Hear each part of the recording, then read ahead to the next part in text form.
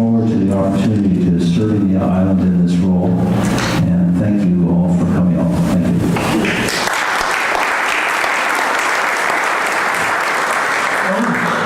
Hi, thank you.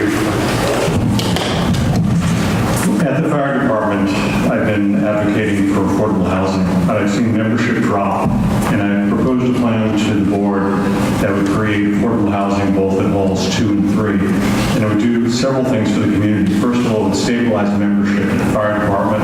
Secondly, we would be able to have faster response time in the south end and in the north end in doing that. And thirdly, you'd be providing security for the equipment to make sure that it's in operational condition. With the fire department, I've been advocating, I heard what was said at the last 2 referendums that were defeated, that the cost was too high. And so I've been advocating that we model the new fire hall after the tennis courts that were built.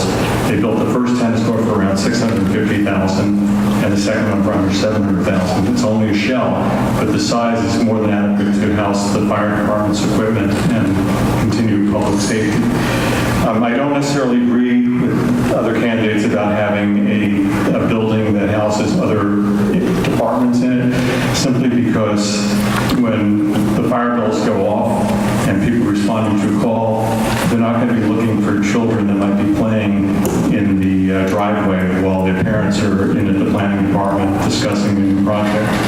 So I think that though the fire hall is for the community, it really has to be an emergency services building only, which means it can house other agencies like the EOC as well.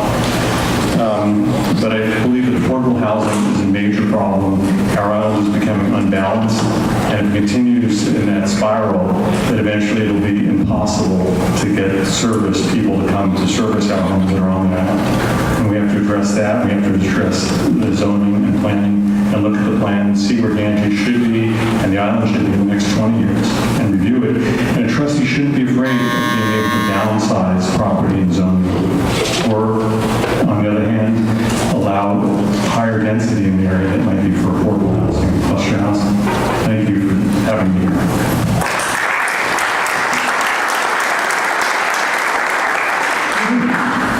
Thank you again for this opportunity to allowing me to say my piece, and thank you for taking the time to be here. I do not have a great deal more to add to my opening statement. However, I want to emphasize that whether or not I am re-elected, my commitment to our island community remains steadfast. We have many serious issues to deal with.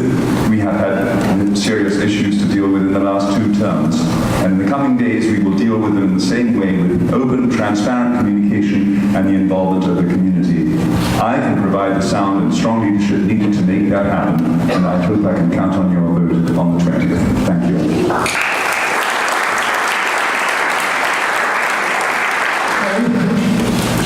Thank you for all coming here. I would just like to say this is my first debate. I'm 36 years old, and it is very different being up here than being down there. One thing is, I was born here. My great-great-grandparents came here in 1919. I know these islands like the back of my hand. The history is our history.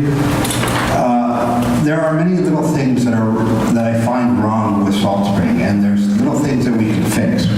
Why there are cement walls that have not been painted, and why we're supposed to be an artist community, and yet we have no real artist style to Ganges. Yes, we need affordable housing, and yes, it will be done probably in the next 4 years by anyone on this up here. And then the other thing is that, you know, this is my home, and I love it, and I want to do well. And if you see fit to elect me, I will try and become a better public speaker. And if not, in 4 years you will see me up here again, because I intend to run again until this island is flowing and working with the other Gulf Islands, and just is a place that I want to live, and I still want to live here. And like I said, in 4 years, if you don't elect me, I will be back up here.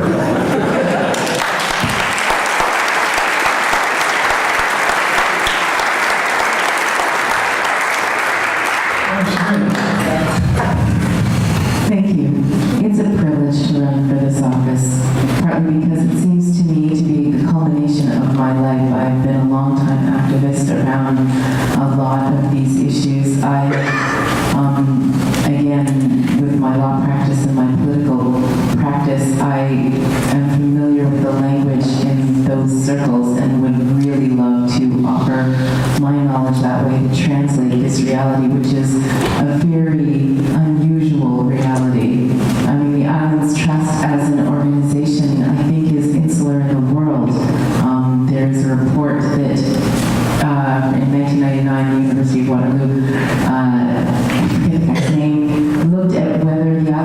actually be transferred to other places, and I read the report and I was like, good luck, because the population here and the ecosystems here are unique. So it is a real privilege. Thank you for getting to know all of us, and thank you to my fellow candidates and to all of you. It has been a wonderful experience.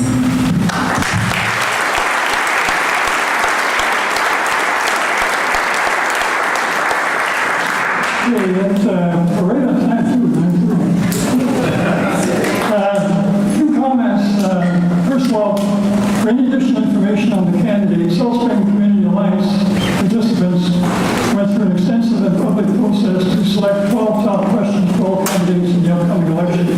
You can find these questions and responses on the Community Alliance website or Facebook. If you'd like a business card with the web address, see Ruth Waldick, Bristol Lee,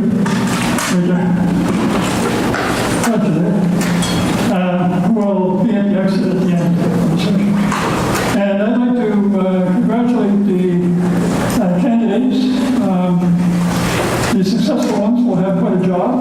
I've been there, done that. And tried being head of council with 31 councils.